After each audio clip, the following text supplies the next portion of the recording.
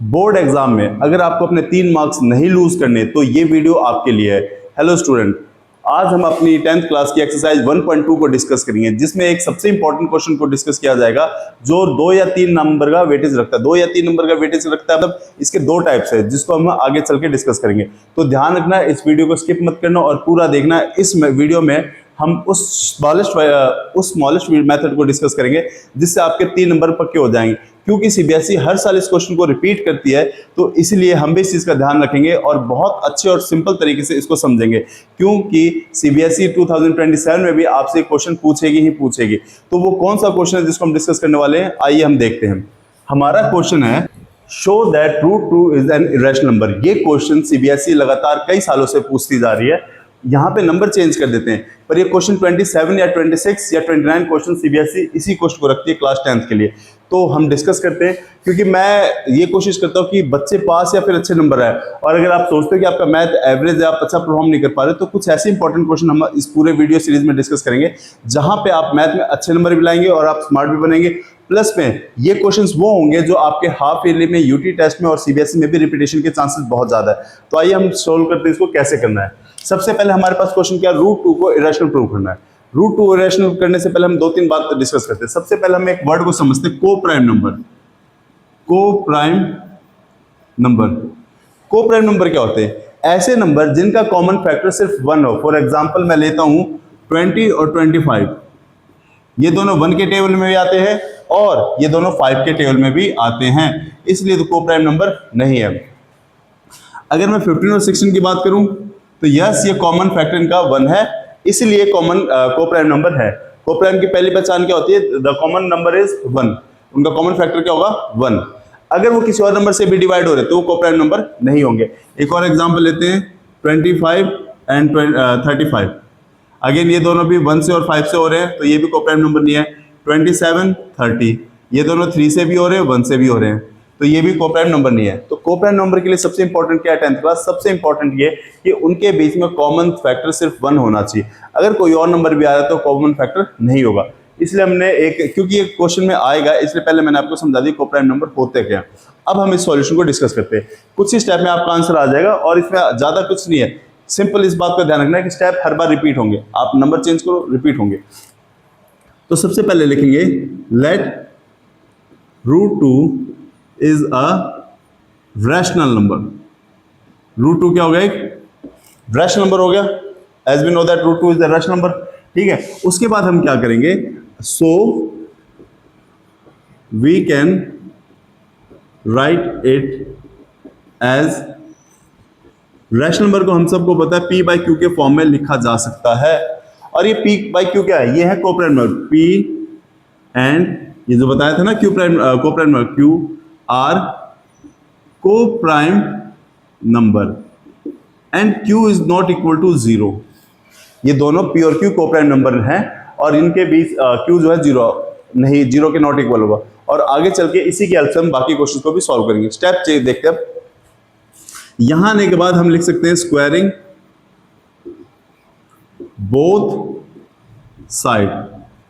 Class 10th squaring both side में कई बच्चे गलती करते हैं। उसमें क्या गलती होती है? हमेशा अगर स्क्वायरिंग बोथ साइड आ गया तो आप ब्रैकेट में करके लिखना। अगर आप ब्रैकेट में करके नहीं लिखते हो पूरा स्क्वायर तो कई बार गलतियां हो जाती है, इसलिए हमें सेफ साइड चलने के लिए ब्रैकेट लगाना फिर स्क्वायर करना। स्क्वायर से रूट कट जाता है, यहां पे आ गया 2, P का स्क्वायर अपॉन में Q का स्क्वायर। यहां Q स्क्वायर डिवाइड हो रहा है, इधर आते ही मल्टीप्लाई। ये 4 स्टेप। अब यहां पे आके आपको एक स्टेटमेंट लिखनी है, if P square is divisible by 2, यहां पे 2 है तो 2 लिखेंगे। If P square is divisible by 2 then P is also divisible by 2। मैं यहां पे क्या कह रहा हूं, अगर P स्क्वायर 2 से डिवाइड हो रहा है तो P भी 2 से डिवाइड हो जाएगा। यहां तक हो गया। अब उसके बाद आप स्टेप को ध्यान रखना किस तरीके से करना है। उसके बाद इस P को हटाना है हमें। इस P को हटा के हम कोई दूसरा अल्फाबेट लेंगे। फॉर एग्जांपल हम C लेते हैं, तो हम यहां लिखेंगे let P is equal to 2C। अब 2 क्यों लिया? क्योंकि क्वेश्चन में हमारे पास √2 है। 5 होता तो मैं यहाँ 5 लेता, 11 होता तो मैं यहाँ 11 लेता, तो मैंने यहाँ C लिया। अब C क्या है? C is any positive integer. C कोई पॉजिटिव नंबर है। डन, इतना हो गया। अब मुझे इस P को हटाना पड़ेगा, तो कैसे हटाऊंगा? 2Q तो एज इट इज रहेगा, P की जगह मुझे क्या लिखना पड़ेगा? 2C, और P का स्क्वायर था तो 2C का भी स्क्वायर करना पड़ेगा, 2C का स्क्वायर करना पड़ेगा। चेक करते कैसे आएगा? 2Q square is equal to 2 का स्क्वायर, 4C का स्क्वायर, C स्क्वायर। इतना समझ में आ गया 10th class? 2Q square is equal to 4 square. इसके बाद का स्टेप क्या होगा? यहां ये 2 मल्टीप्लाई हो रहा है, इधर आते ही ये क्या हो जाएगा? डिवाइड। 4C स्क्वायर अपॉन में 2 से 2 कट गया, Q square is equal to 2C square. ये वही फेस आ गया जहां पे हमारे साथ ऐसे आया था, जहां P स्क्वायर के इक्वल में 2Q स्क्वायर था। अब Q स्क्वायर के इक्वल में 2C है, तो वहां पे भी सेम स्टेटमेंट लिखेंगे, बस P को हटा के Q लिख देंगे। If Q square is divisible by 2, then Q is also divisible by 2। यानी मैंने ये लिखा, अगर Q स्क्वायर 2 से डिवाइड हो रहा है तो Q भी 2 से डिवाइड होगा। अब यहाँ पे एक प्रॉब्लम हो गई, हमने स्टार्टिंग में क्या कहा था? P और Q तो को प्राइम नंबर है। अब यहाँ क्या हो रहा है? P भी 2 से डिविजिबल हो रहा है, Q भी 2 से डिविजिबल है। लिखेंगे यहाँ पे हम, here P and Q are divisible by 2, but according to the definition of co-prime number ये दोनों तो सिर्फ 1 से डिवाइड होने चाहिए, बट यहाँ 2 से भी डिवाइड हो रहे हैं। इसका मतलब क्या हुआ? सो P and Q are not co-prime number. इसका मतलब ये हुआ कि P और Q को प्राइम नंबर नहीं है। अब अगर ये को प्राइम नंबर नहीं है तो हमारा इसको रैशनल नंबर मानना भी गलत हो गया। ये हमारा फाइनल स्टेप था। तो हमने क्या लिखा? P and Q are not coprime number. तो अब हम कहेंगे our assumption is wrong that root 2 is rational number. हमारा ये मानना गलत हो गया कि रूट 2 रैशनल नंबर है। तो हम लिखेंगे hence root 2 is irrational number. और ये रहे आपके 3 मार्क्स। अगर ये क्वेश्चन आता है और आएगा, ये आएगा या रूट 2, रूट 3, रूट 5, आप पिछले 4-5 सालों के पेपर उठा के देखो, हर बार ये क्वेश्चन रिपीट है। इसलिए वीडियो की स्टार्टिंग में मैंने कहा था कि ये क्वेश्चन मोस्ट इंपॉर्टेंट है और हर बार आएगा। 27 में भी आपको ये पेपर में दिखाई देगा। अगर आपको ये मेथड समझ में आ रहा है, ईजी है, तो आप मेरे चैनल को लाइक और सब्सक्राइब करें। ये हो गया आपके 3 मार्क्स कंप्लीट। अब क्लास 10 ये कई बार रिपीट हो चुका है, इसलिए मैंने आपको वीडियो की स्टार्टिंग में कहा था कि रूट 2, रूट 3 ये जो है इंपॉर्टेंट क्वेश्चन और 3 नंबर में आता है। अगर आपको ये वीडियो अच्छी लगी, ये मेथड इजी लगा, तो आप मेरे चैनल को लाइक और सब्सक्राइब करके जाएं, ताकि हमें भी मोटिवेशन मिले और हम आगे ऐसे वीडियोस को और बनाते रहें। नेक्स्ट थिंग, सबसे इंपॉर्टेंट क्या है, आज उसके ऊपर डिस्कस करते हैं। अगर पॉसिबल हो तो आप इन क्वेश्चनों को करके देखो और कमेंट में मुझे करना कि अगर आपको समझ में आ गया तो ये सर, ठीक है, ये सर मुझे कमेंट करना, ताकि मुझे भी समझ में आए, मैं कुछ बच्चों को समझा पा रहा हूं या कुछ बच्चे ऑनलाइन भी समझ पा रहे हैं। Now come to the question. Root 2 हो गया, व्हाट हैपन इफ रूट 3 आ जाए? तो कुछ भी नहीं है, आप इन क्वेश्चनों की ना 6-7 बार प्रैक्टिस करो, क्योंकि आपको अपना मैथ स्ट्रॉन्ग करना है, स्मार्ट बनना है, तो इन चीजों के लिए थोड़ी प्रैक्टिस जरूरत पड़ेगी। और अब हम क्या करेंगे, जैसे हमें रूट 2 है, रूट 2 को हटा के यहाँ पे अगर आप ये पहले उतार लो, ठीक है, वीडियो पॉज करो, समझो, उतार लो और कॉपी पेन लेके बैठा करो वीडियो में, ताकि आपकी भी हेल्प हो सके। चलो मैं इसे 3 कर देता हूं, तो अब क्या मेजर चेंज आएगा? बस आप ध्यान से देखना, जहां जहां 2 है वहां मैं 3 करता जा रहा हूं, ठीक है। यहां 2 था, 3 कर दिया, यहां 2 था, 3 कर दिया। अब 3 का स्क्वायर क्या होगा भाई? यहां पे हमने 3 किया ना, ये 3 हो गया, 3 का स्क्वायर हो जाएगा 9, यहां 3 और यहां 3 हो गया, और इस 9 को डिवाइड करके यहां भी वापस 3 आ जाएगा। तो मैं क्या कर रहा हूं, जहां जहां 2 था वहां वहां 3 कर दिया। यानी ऐसे अगर 5 आ जाए सेम ऐसे करना है, ठीक है। अब और कौन सा क्वेश्चन है क्लास 10 जो पूछ सकते हैं? ये क्वेश्चन आएगा तो 3 नंबर में आएगा। एक ऐसा क्वेश्चन भी है जो 2 नंबर में पूछा जा सकता है सेम इसी तरीके से।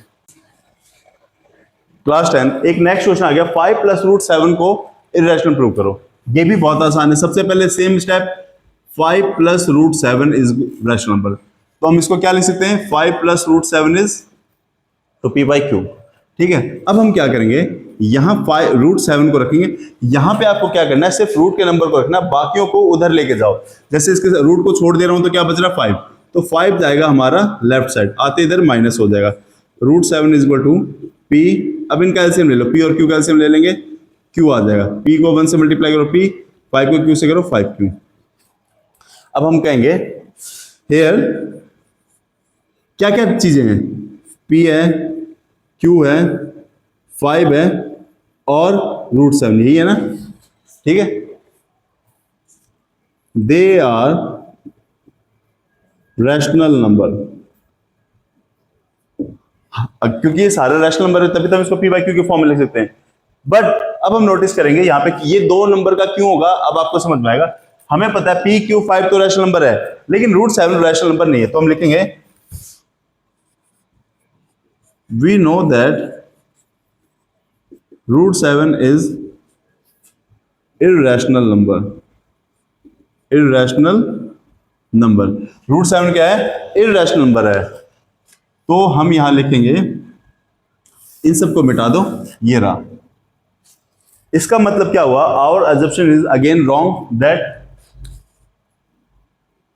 5 plus root 7 is a rational number. हमारा ये मानना फिर गलत हो गया कि 5 प्लस रूट 7 रैशनल नंबर है, hence 5 plus root 7 is irrational number. एक बार दोबारा समझाता हूं।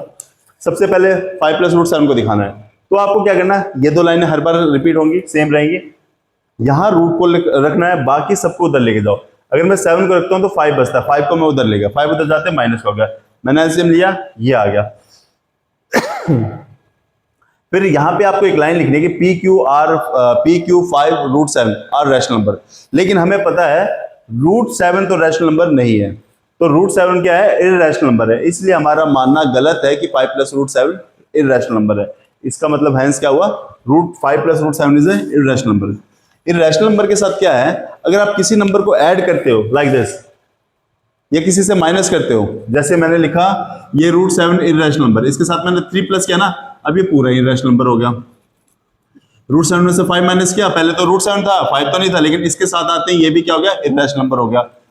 रूट 11 है, 9 से मल्टीप्लाई किया, ये इररेशनल था, ये नहीं था, लेकिन मल्टीप्लाई करना, अब ये पूरा क्या हो गया, इररेशनल नंबर। ऐसे रूट 17 को अगर मैं 13 से डिवाइड कर रहा हूं तो रूट 17 तो इररेशनल नंबर था, लेकिन 30 भी इनके साथ आने के चक्कर में ये भी क्या हो गया, इररेशनल नंबर हो गया।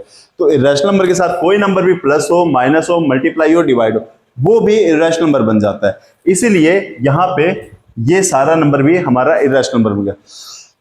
आपको इन्हीं पॉइंट्सों का ध्यान रखना है, कैसे क्या करना है, बस स्टेप्स रिपीट हो रहे हैं, आपको नंबर चेंज करना है। अगर आपको ये वीडियो समझ में आ गई है, ये मेथड समझ में आ रहा है, आपके लिए ये वीडियो हेल्पफुल है, तो आप मेरे चैनल को लाइक करो, सब्सक्राइब करो, ताकि हम भी मोटिवेट हो सकें। एंड सेकंड थिंग, मैं कोशिश करूंगा कि आपके लिए इसी तरीके से सिंपल मेथड्स को आपके सामने लेके आऊं। तो 10th क्लास आप इन्हीं क्वेश्चन की प्रैक्टिस करो। अगर आपके 3 मार्क्स कंफर्म हो जाते हैं तो यस सर कमेंट करना। Thank you 10th class.